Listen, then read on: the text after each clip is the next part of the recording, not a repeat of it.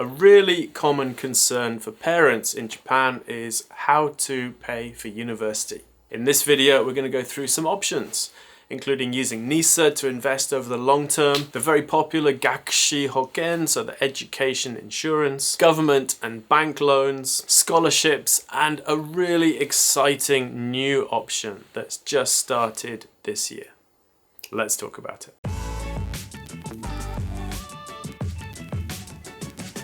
So this is a popular topic and we have done a video about it before, but I wanted to make an updated version because things have changed recently in Japan, and for larger families they've very much changed for the better. Now be aware this video is for information purposes. I'm not an advisor, I don't know you, and it may be out of date when you see it. So make sure you do your own research, possibly get professional advice before taking any action. So the first question, I guess, is how much is university going to cost in Japan? Well, it's quite a bit cheaper than many countries. In terms of fees, if you go to a public national university, the fees are somewhere in the region of 500,000 yen a year. So 500,000 yen a year. And those can go up to around 1,000,000 yen a year for a private university. For certain degrees, like medical degrees, but also like art or music degrees, those costs could be quite a bit higher. If your child is going to be living away from home, then you'd have to factor in the cost of living as well, which is likely to run you at least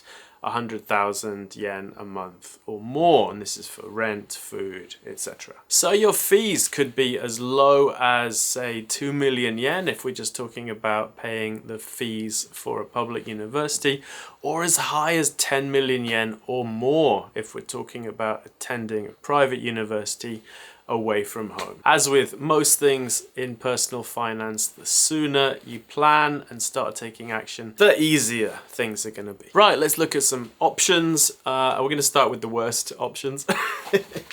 So for me, the worst option is to save up in a normal bank account. So bank accounts in Japan don't really pay interest.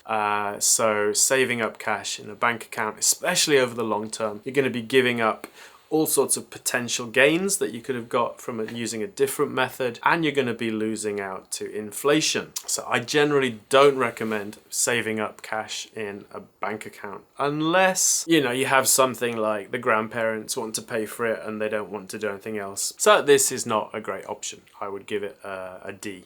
If we're going to be ranking things. Next up is学資保険. So this is kind of educational insurance here in Japan. And it's very popular. So this is a very popular option with the population at large. It's seen as very safe. You know, you can buy 学資保険 from the major insurance companies, but I'm not really a fan. So what are you getting with your insurance? Well, there is a life insurance component, and this is generally insuring the life of the parent or guardian.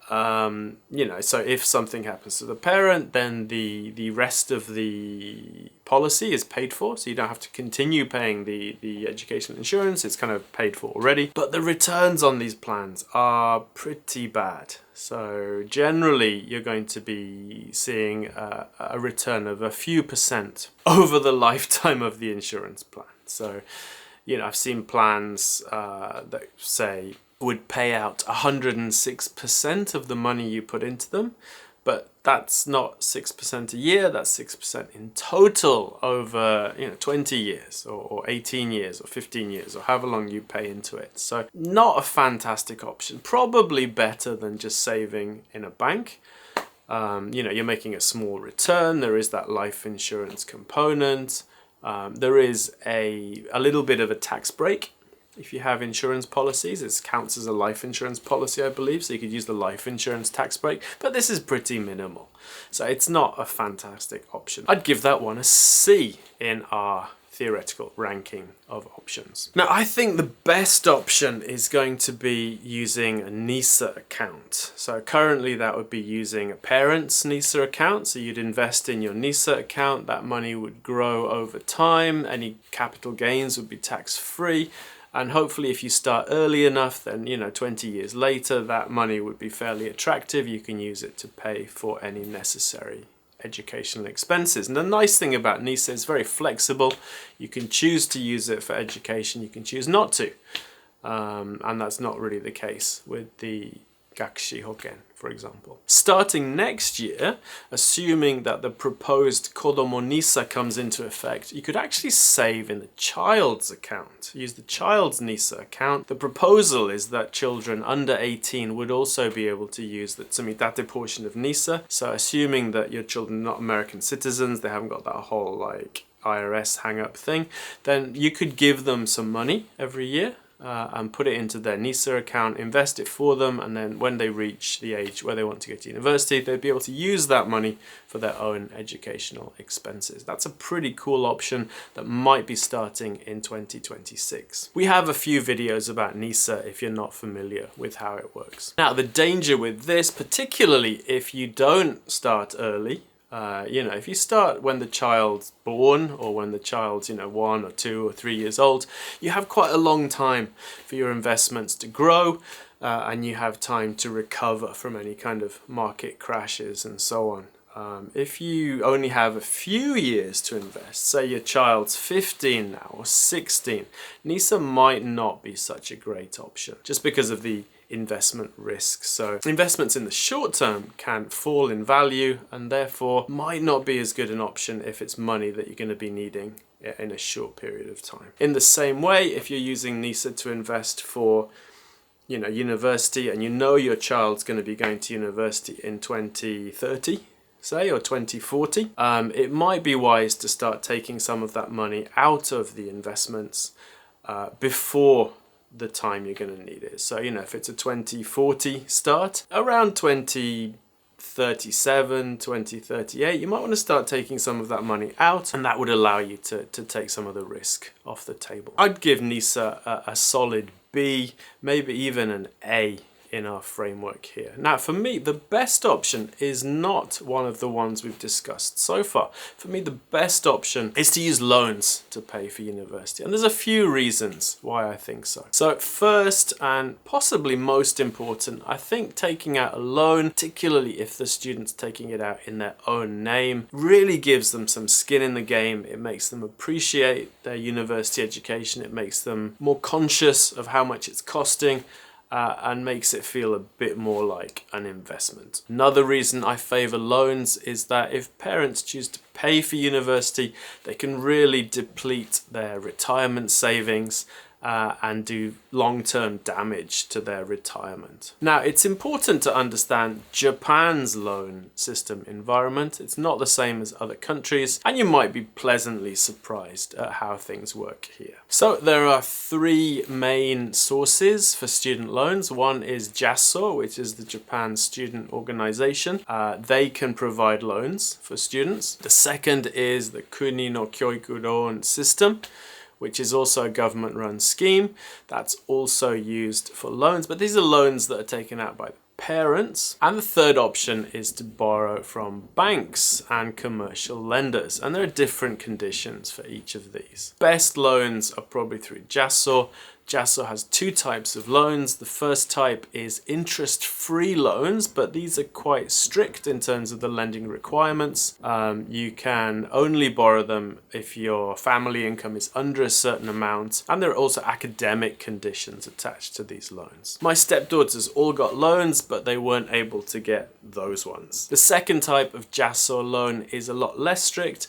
You do have to pay interest on them, but the interest rate is fairly reasonable, often under 1%, and you only have to pay it back if your income is above a certain level. For me, this makes these student loans a very, very decent option in Japan. Even if your child takes out one of these loans, you always have the option later on to help them repay it if you so choose and if you're so able. That's not the case if you use your own money to pay all the costs up front. Now, the second type of loan, the kuni no kyouiku loan, these are taken out by parents. There are also family income limits. The interest rate is low, but not as low as the JASSO loans. And generally, they're a fairly good option if you're not able to secure one of the better JASSO loans. The final option in terms of loans is to borrow from a bank or other financial institution. Interest rates are quite a bit higher, and generally this is only an option for people who can't get, JASSO loans or the Kuni no kyouiku loans, or perhaps if those loans are not enough,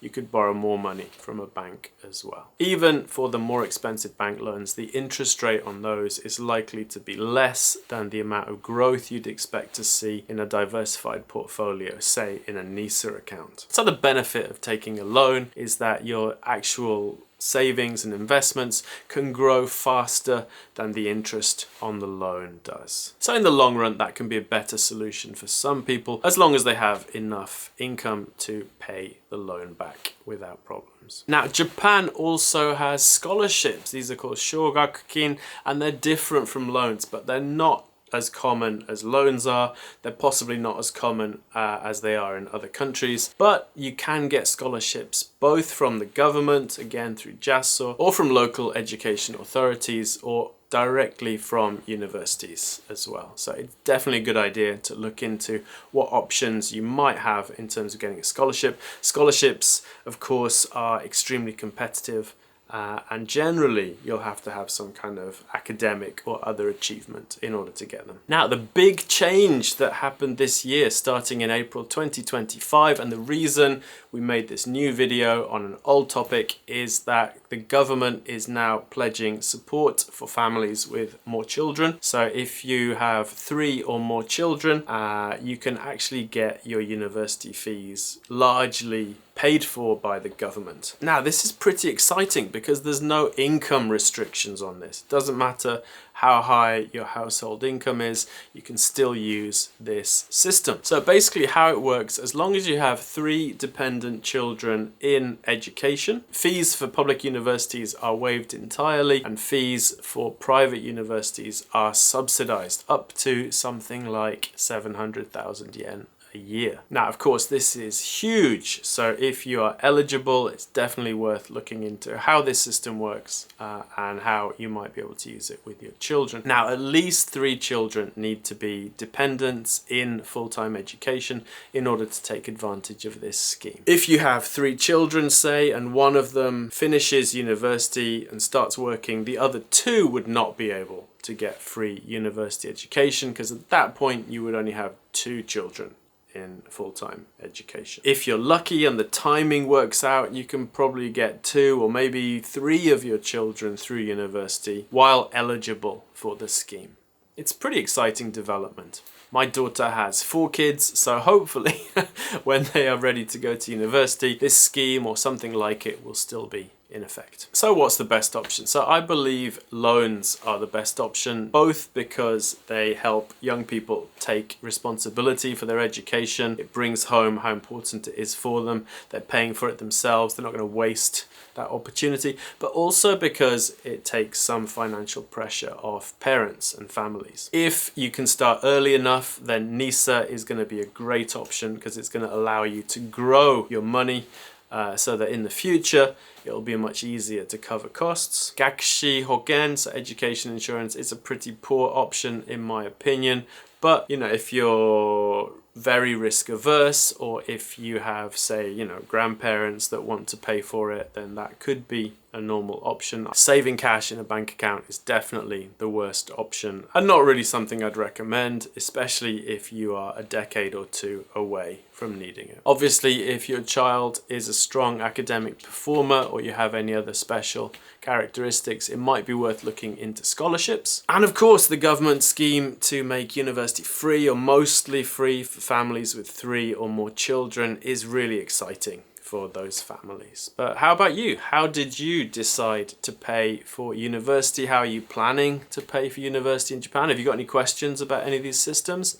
Let us know in the comments. Thanks for watching, and we'll see you in the next video.